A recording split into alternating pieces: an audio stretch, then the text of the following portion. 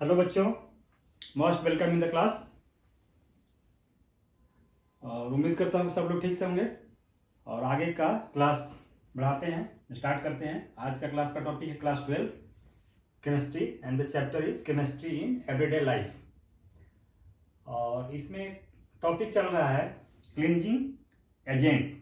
और cleansing agent में इसके पहले वाले सेशन में, पहले वाले वीडियो में हमने बताया था कि क्लींजिंग एजेंट्स दो तरह के होते हैं, एक सोप होता है और दूसरा सिंथेटिक डिटर्जेंट होता है।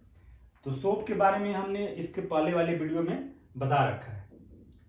तो आज हम क्लींजिंग एजेंट का दूसरा पार्ट लेंगे, दैट इज सिंथेटिक डिटर्जेंट। तो सिंथेटिक डिटर्जेंट ये भी एक क्लींजिंग एजेंट है। Synthetic detergent it is cleansing agent, ये भी एक क्लींजिंग एजेंट है। And its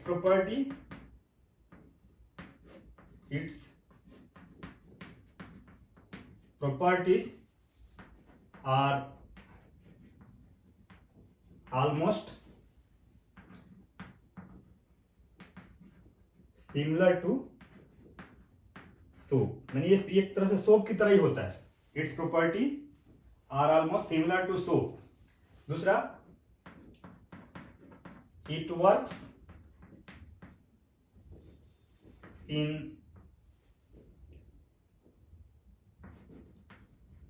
hard water oblique acidic water also।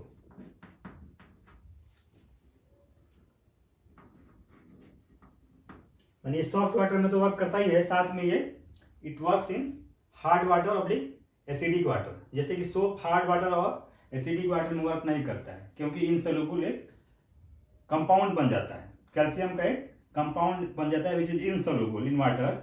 उसके वजह से स्टिकी मास बनता है जिसको स्कम बोलते हैं। इसलिए सोप वहां पे हार्ड वाटर में काम करना बंद कर देता है, जबकि सिंथेटिक डिटर्जेंट हार्ड वाटर और एसिडिक वाटर में भी वर्क करता है।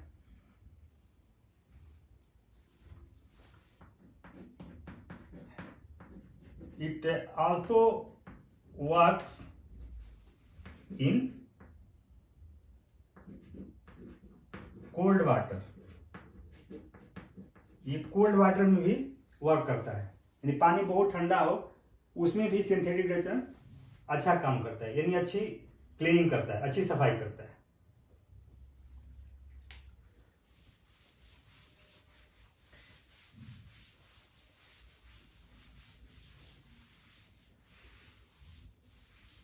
सिंथेटिक डिटर्जेंट को क्लासिफाई किया गया है। सिंथेटिक डिटर्जेंट को क्लासिफाई किया गया है और ये 3 पार्ट्स में क्लासिफिकेशन से किया गया है। यानी सिंथेटिक डिटर्जेंट 3 तरह का होता है। It is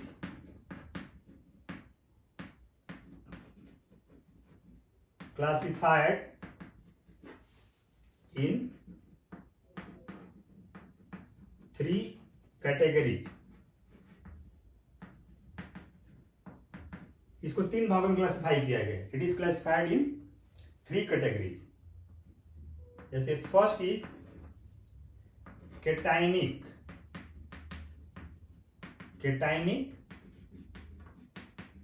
detergent. Second is anionic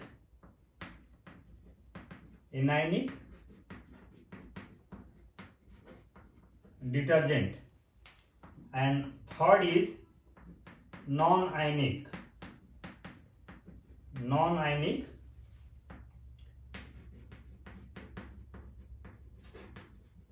detergent. Synthetic detergent को 3 भागों में बांटा गया है। It is classified in 3 categories.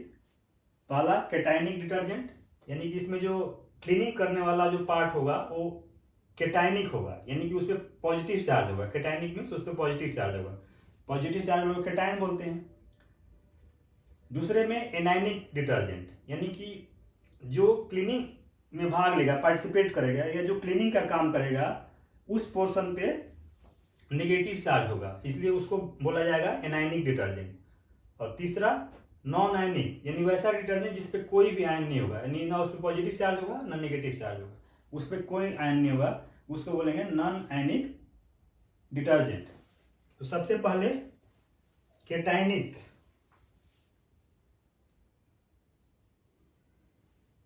और सबसे पहले anionic detergent.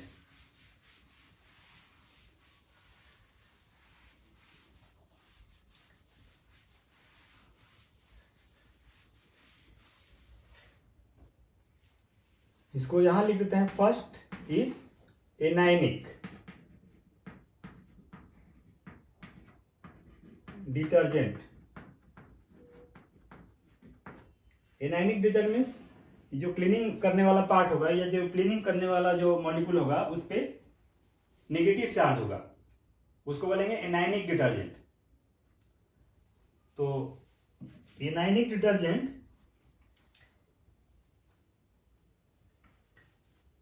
it is sodium salt of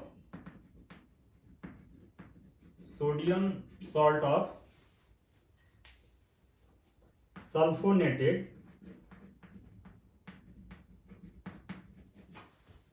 long chain, it is sodium salt of sulfonated long chain alcohols और हाइड्रोकार्बन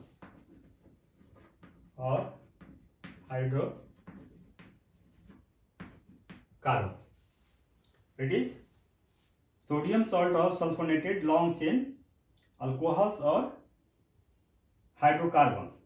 जैसे कि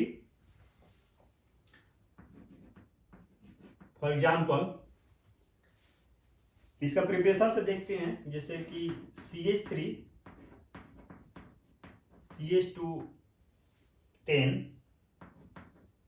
and CH2OH.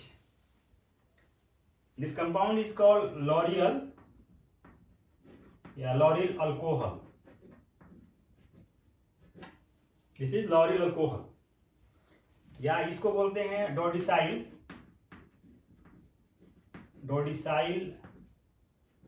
अल्कोहल।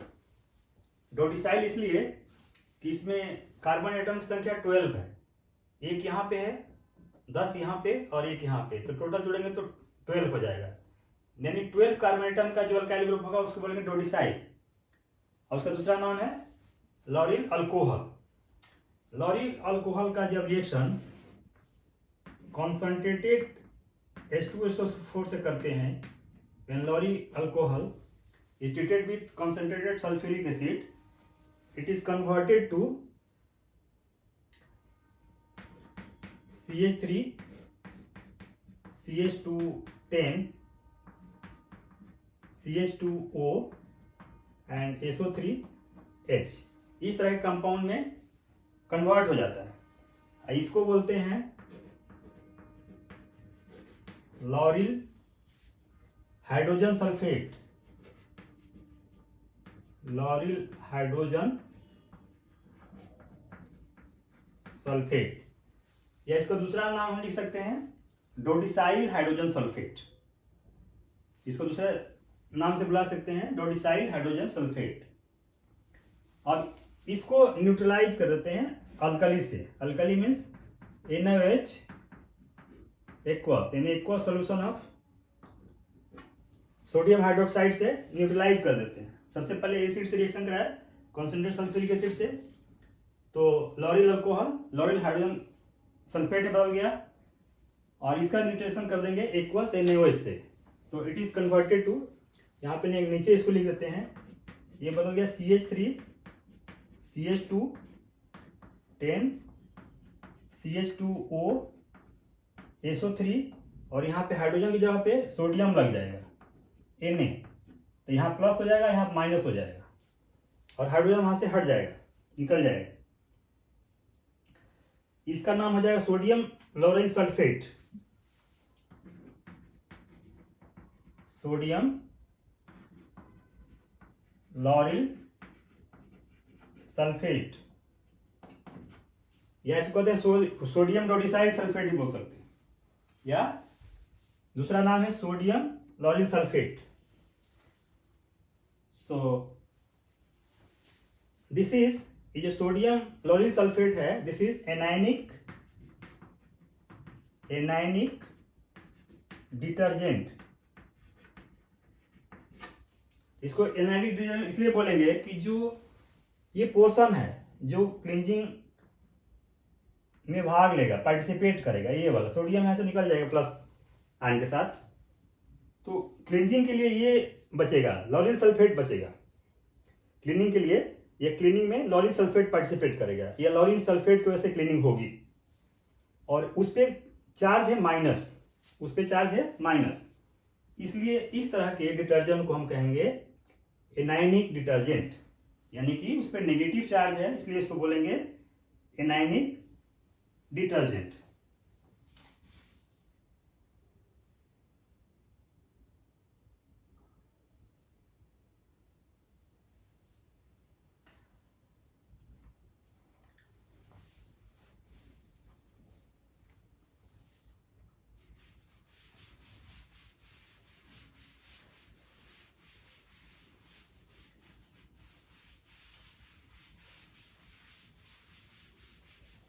यानी कि जिस डिटर्जेंट पे या क्लीनिंग पार्ट्स पे यदि नेगेटिव चार्ज होगा तो उसको बोलेंगे एनायनिक डिटर्जेंट। और it is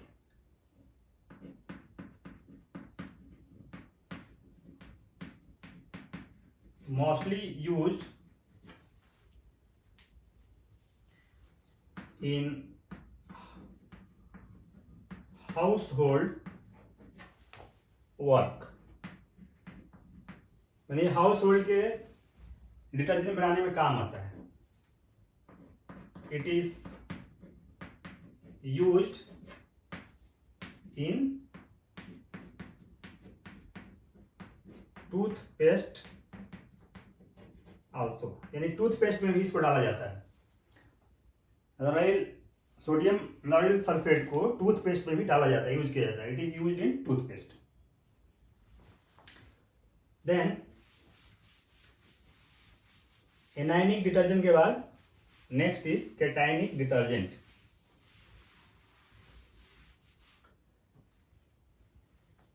second is cationic detergent.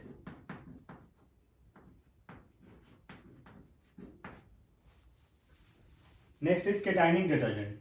Differently इसमें जो क्लीनिंग, इस डिटर्जेंट में जो क्लीनिंग का काम करेगा उस पोर्शन पे पॉजिटिव चार्ज कहीं ना कहीं होगा, जिसकी वजह से इसका नाम कैटायनिक डिटर्जेंट है।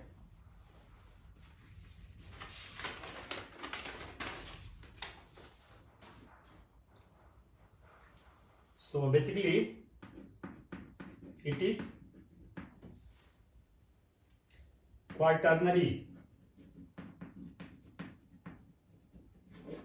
it is quaternary ammonium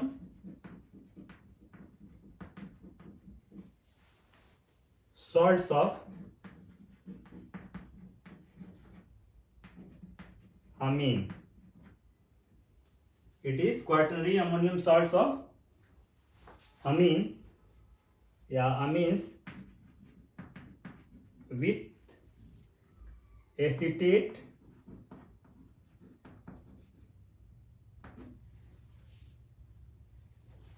या क्लोराइड्स या bromide anion.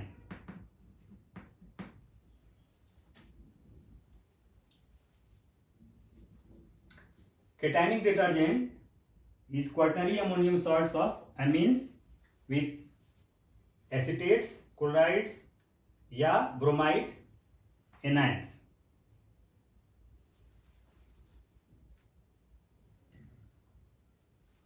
So for example,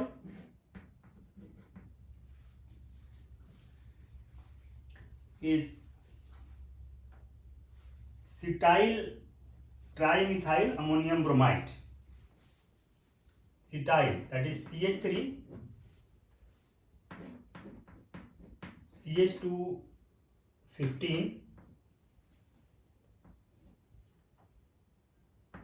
nitrogen CH3 CH3 CH3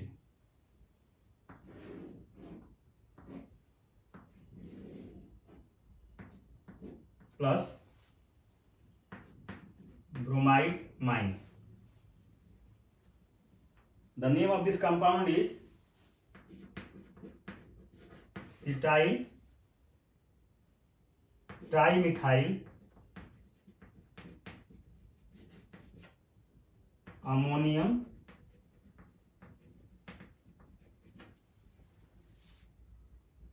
bromide.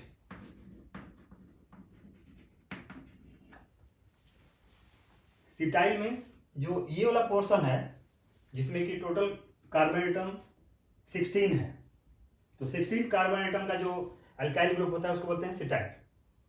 यहाँ CH3 CH2 15, तो यहाँ पे टोटल कार्बन एटम 15 और उसका एक अल्काइल ग्रुप है, तो इसको बोलेंगे सिटाइल। दिस पोर्शन को बोलेंगे सिटाइल। ट्राई मिथाइल, यहाँ पे मिथाइल 3 लगा हुआ है।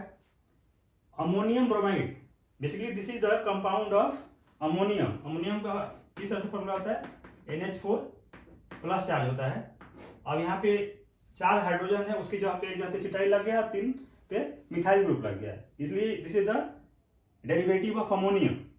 और ब्रोमाइड एज एनाइन, जैसे कि डिफिनेशन में है, विथ एसिटेट क्लोराइड या bromide A9. So this is the cetyl trimethyl ammonium bromide. अब इस डिटर्जेंट में जो क्लींजिंग एजेंट में जो पार्टिसिपेट करेगा वो ये ग्रुप करेगा। अब इस ग्रुप पे पॉजिटिव चार्ज है, इस ग्रुप पे पॉजिटिव चार्ज है, या कह सकते हैं कि सिटाइल ट्राइमिथाइल अमोनियम पे पॉजिटिव चार्ज है, इसलिए इस डिटर्जेंट को बोलेंगे केटाइनिक। केटाइनिक डिटर्जेंट, क्योंकि ब्रोमाइड नेगेटिव के साथ बाहर निकल जाएगा और ये जो पोर्शन है सिटाइल ट्राइमिथाइल अमोनियम ये क्लीनिंग में पार्टिसिपेट करेगा या क्लीनिंग में पार्टिसिपेट करेगा, इसलिए इसको बोलेंगे cationic detergent.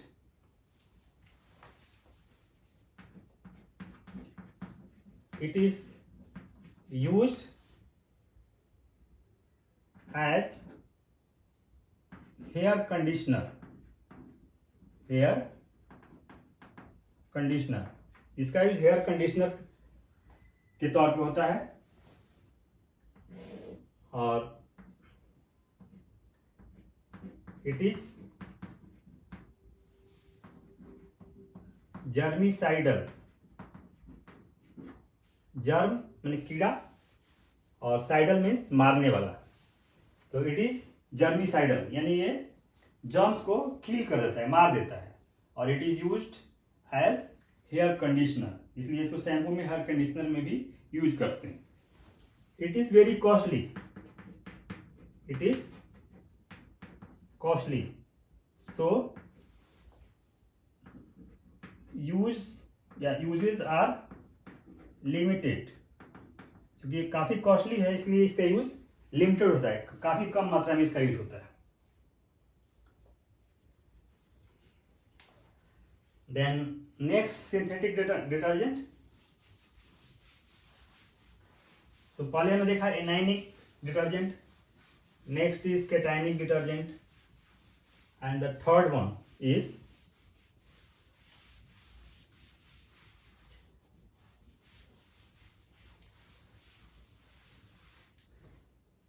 third detergent is non-ionic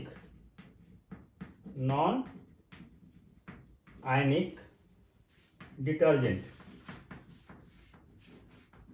यानी डिटर्जेंट का काम करेगा, क्लीनिंग का काम करेगा, लेकिन उस पर कोई आयन नहीं होगा, इसलिए उसको बोलेंगे नॉन आयनिक डिटर्जेंट।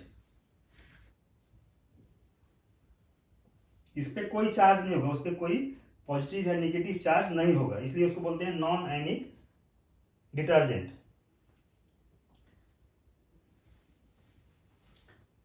एग्जाम्पल के लिए, for example detergent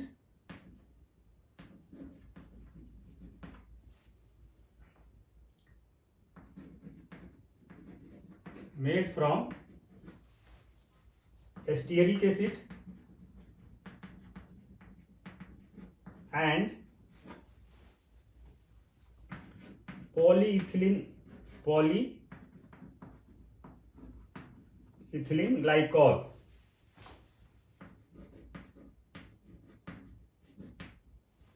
Detergent made from stearic acid and polyethylene glycol. तो सबसे पहले स्टीरिक एसिड CH3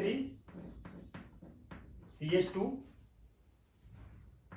16 और C-OH, क्योंकि स्टेरिक एसिड में देखा था कि C17H35, तो इसको हम जोड़ेंगे तो C17H35 हो जाएगा, यानी CH3 CH2 16 and C-OH and plus यानी कि react with polyethylene glycol and polyethylene glycol का HO and then CH2 CH2O and CH2 CH2OH.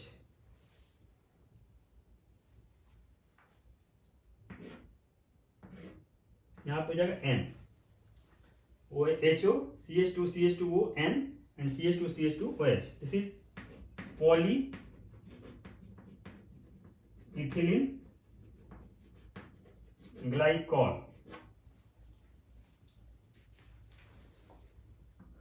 जब रिएक्ट करेगा तो इसमें से वाटर मॉलिक्यूल बाहर निकल जाएगा, इसमें से वाटर मॉलिक्यूल यहां से बाहर निकल जाएगा, तो जो कंपाउंड बनेगा वो बनेगा CH3 CH2 16, यहां बचेगा C और यहां बच गया O, तो यहां हो जाएगा C-O, देन CH2O और यहाँ N था, then CH2OH,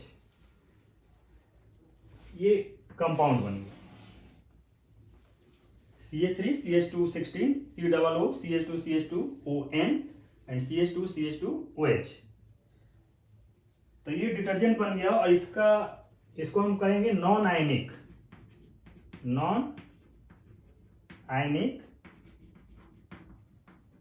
detergent, and it is made from the stearic acid. This is a stearic acid, reacts with polyethylene glycol. यहां से वाटर मॉलिक्यूल बाहर निकल जाएगा और इस कंपाउंड में कन्वर्ट हो जाएगा, क्योंकि इस पे कोई आयन नहीं है इसलिए इसको बोलेंगे non ionic detergent.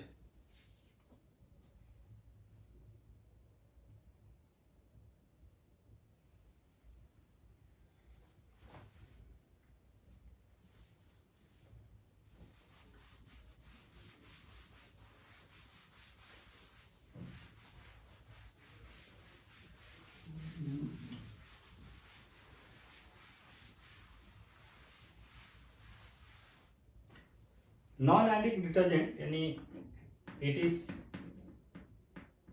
Used, means non ionic detergent is used in liquid dishwashing,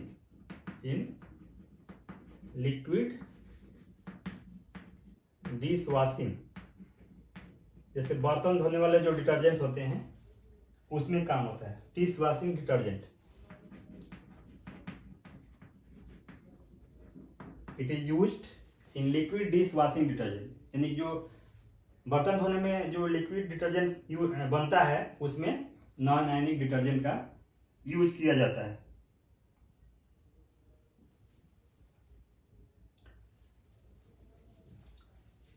then इसके कुछ सिंथेटिक डिटर्जेंट के कुछ ड्रॉबैक्स हैं.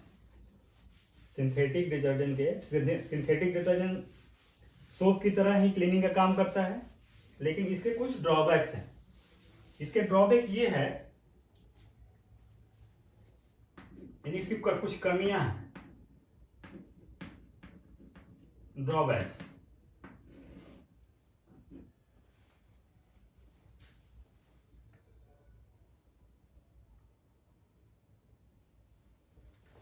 इसका ड्रॉबैक्स ये है कि if hydrocarbon chain is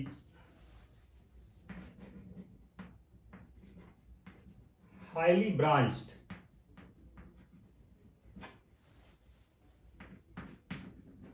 then it does not decompose easily by bacteria. If hydrocarbon chain, हमने देखा कि जो डिटर्जेंट होता है उसमें एक हाइड्रोकार्बन पार्ट भी उसमें होता है। जो हाइड्रोकार्बन पार्ट, तो यदि वो हाइड्रोकार्बन पार्ट यदि ज़्यादा ब्रांच है, जैसे मान लीजिए कोई हाइड्रोकार्बन चल रहा है इस तरह से, कोई नॉर्मल है CH2 या CH3 CH2 CH2 CH2, इस तरह से कोई चल रहा है तो कोई दिक्कत नहीं है, वो तो फिर आसानी से डिकम्पोज हो जाएगा बैक्टीरिया के द्वारा। लेकिन यदि उसमें कोई ब्रांचिंग है, सपोज कोई इस तरह से हाइड्रोकार्बन है, जैसे कि मान लीजिए CH3, यहाँ पे CH हो गया, यहाँ पे CH3, फिर CH, C2H5, CH2, CH2, again फिर CH3, इस तरह से कोई ब्रांचिंग यदि होती है उसमें, बहुत ज़्यादा यदि ब्रांचिंग होती है हाइड्रोकार्बन चेन में, तो आसानी से बैक्टीरिया के द्वारा डिकम्पोज नहीं होता है, आसानी से बैक्टीरिया के द्वारा डिकम्पोज नहीं होता है। तो so that's why so it polluted, और so it pollutes कह सकते हैं, so it pollutes pond, river या सीवेज, चूंकि डिकम्पोज नहीं होगा तो ये रिवर में या पॉन्ड्स में या सीवेज में पोल्यूट करेगा। उसका पोल्यूशन का सिंबल क्या होगा कि उसमें झाग बनेगा। डिटर्जेंट यदि डिकम्पोज नहीं हो और डायरेक्ट वो पॉन्ड रिवर या सीवेज में चला गया तो वहाँ पे झाग बनेगा। झाग बनने से जो रिवर पॉन्ड में या सीवेज में जो कुछ एक्वेटिक लाइफ होती है उसको ये डैमेज कर देगा, यानी उसके सर्वाइवल में प्रॉब्लम होगी। तो ये कुछ सिंथेटिक डिटर्जेंट्स के ड्रॉबैक्स हैं। लेकिन यदि हाईली ब्रांच की जगह पे यदि कम ब्रांच का हाइड्रोकार्बन चेन हो उस किसी सिंथेटिक डिटर्जेंट में, तो ये जो डिकम्पोजिशन है वो आसान हो जाएगा बैक्टीरिया के द्वारा, और वहाँ फिर उस केस में फिर कोई पोल्यूशन का प्रॉब्लम नहीं इशू रहेगा। तो आजकल ये इस बात पे रिसर्च हो रहा है कि जो जितने भी डिटर्जेंट बने वो उसमें जो हाइड्रोकार्बन की जो ब्रांचिंग है वो कम से कम ब्रांचिंग हो उसमें।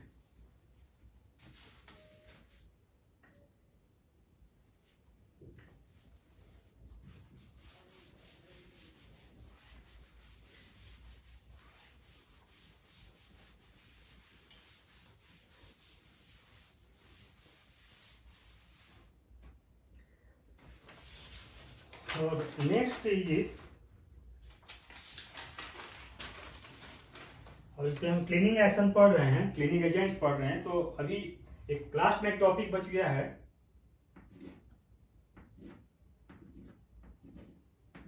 Cleaning action. क्लीनिंग एक्शन और कह सकते हैं क्लीनिंग मैकेनिज्म। क्लीनिंग मैकेनिज्म,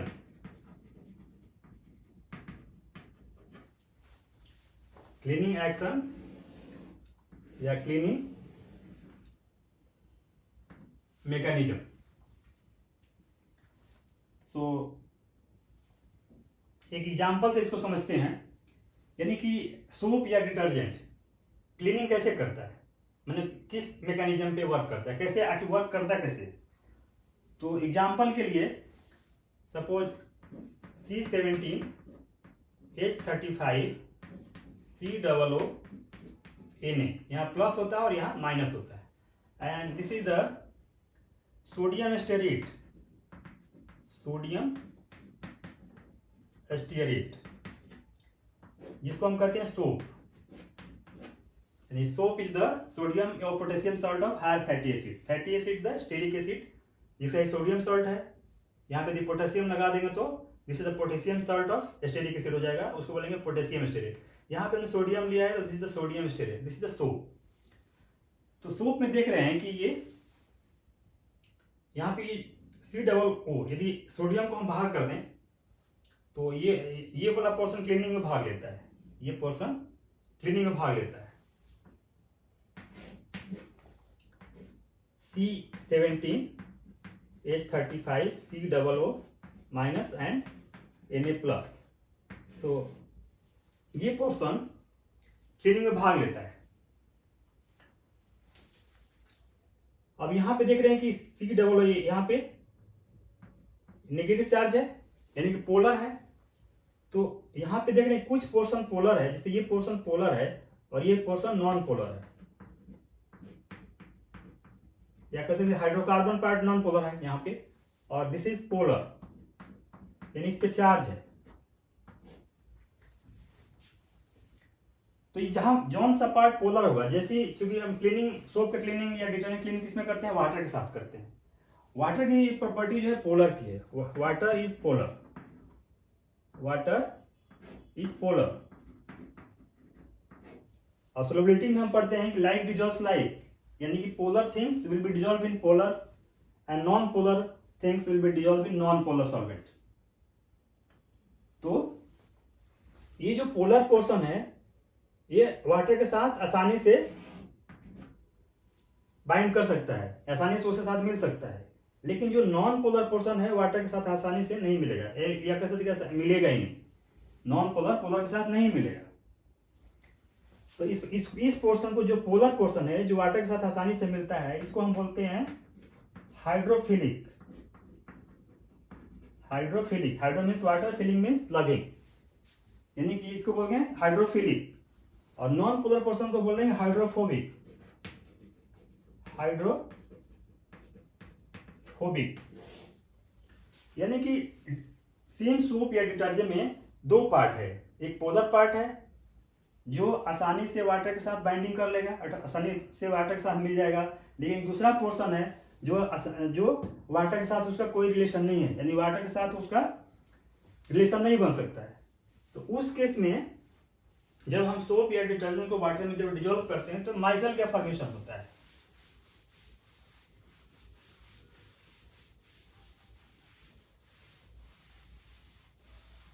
सारे जो नॉन पोलर साइट हैं वो छोटे छोटे माइसेल फॉर्म में चले जाते हैं, जैसे कि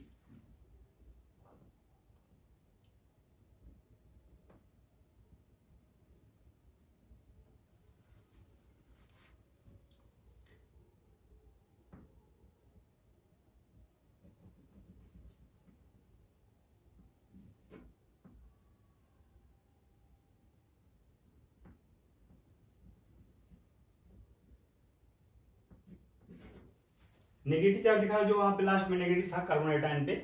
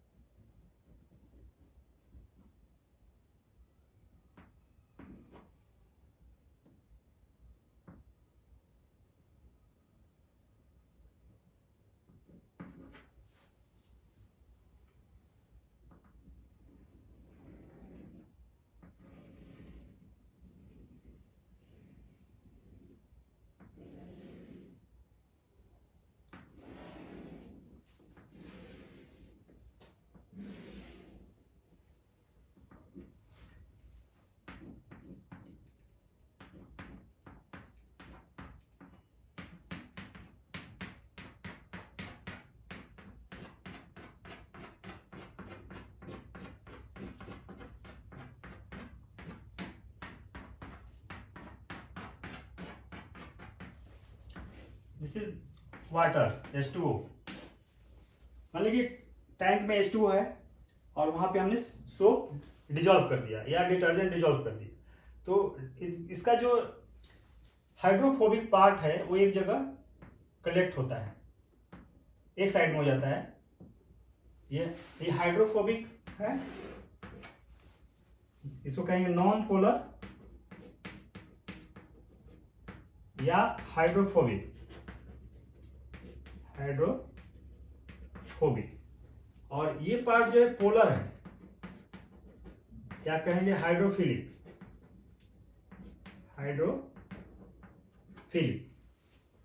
देख रहे हैं हाइड्रोफिलिक पार्ट वाटर के साथ लिंक है, वाटर के साथ जुड़ा हुआ है, और हाइड्रोफोबिक पार्ट जो है वो इस तरह से एक साथ हो गया है, और एक साथ होकर एक स्फेरिकल सा शेप बना लिया है। इस तरह से होकर एक स्फेरिकल सा शेप बना लिया है।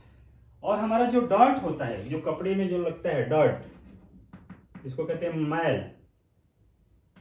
तो ये क्या होता है, बेसिकली ऑर्गेनिक फिल्म होता है, जिसको कहते हैं नॉन पोलर फिल्म होता है, जो स्टिक करते हैं। इसीलिए शायद वो वाटर से नहीं धुलता है, क्योंकि वाटर पोलर है और जो हमारा जो डर्ट होता है वो ऑर्गेनिक होता है, इसलिए वो आपस में कंबाइन डिजोल्व नहीं हो पाता उसमें। लेकिन जैसे ही हम डिटर्जेंट या सोप डालते हैं तो इसमें भी नॉन पोलर है, यानी कि नॉन हाइड्रोफोबिक पार्ट है।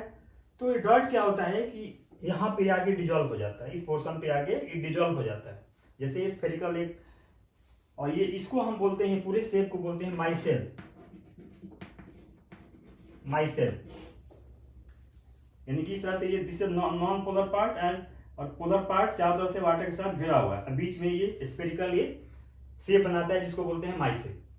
यहाँ पे आके जो डर्ट है, जो ऑर्गेनिक पोर्शन है डर्ट का, वो यहाँ पे आके डिजोल्व हो जाता है। तो डिजोल्व होने के बाद क्या होता है, उसका सरफेस टेंशन खत्म हो जाता है, सरफेस टेंशन कम हो जाता है। तो यानी कि जो डर्ट है कपड़े से वो हट गया, वहां से डिजोल्व हो गया कहाँ पे, आगे सोप या डिटर्जेंट में। और जैसे ही हम कपड़े को थोड़ा मैकेनिकली जब उसको डिस्टर्ब करते हैं तो मैल के साथ पानी में आ जाता है, और पानी में जब हम निकालना चाहें तो पानी के साथ वो बह जाता है। तो इस तरह से क्लीनिंग एक्शन ऑफ सोप और डिटर्जेंट, और you can say this is the mechanism of cleaning action of soap और डिटर्जेंट। तो उसमें जैसे हम पानी में डालते हैं तो सोप का माइसल बनता है, ये स्फेरिकल इस तरह से बनता है, इसको हम शॉर्ट में स्फेरिकल इस तरह से बनता है, जहां पे बीच वाले पोर्शन में नॉन पोलर होता है, और जो ये बाहर वाला पोर्शन है ये पोलर पोर्शन है, जो वाटर के साथ लिंक हो जाता है, वाटर के साथ बाइंडिंग कर लेता है, वाटर के साथ जुड़ा हुआ होता है। और ये जो यहाँ पे नॉन पोलर पार्ट है, यहाँ पे जाके जो हमारा जो ऑर्गेनिक फिल्म ऑफ डर्ट है वो यहाँ पे आके डिजोल्व हो जाता है। जैसे ही डिजोल्व होता है तो इसके साथ बाइंड कर लेता है, और ये जो पोलर पार्ट है वो वाटर के साथ बाइंड करता है। तो जैसे ही हम पानी के साथ कपड़े को हिलाते हैं या उसको डिस्टर्ब करते हैं तो सारा जो हमारा डर्ट होता है वो पानी में चला जाता है, और उसके थ्रू वो बाहर निकल जाता है, कपड़े से बाहर निकल जाता है। सो आज का क्लास हम यही खत्म करते हैं, और ऑलमोस्ट इस चैप्टर का टॉपिक खत्म हो गया है, और नेक्स्ट क्लास में हम कोई दूसरा नया टॉपिक लेंगे। ध्यान से देखने और सुनने के लिए थैंक यू वेरी मच।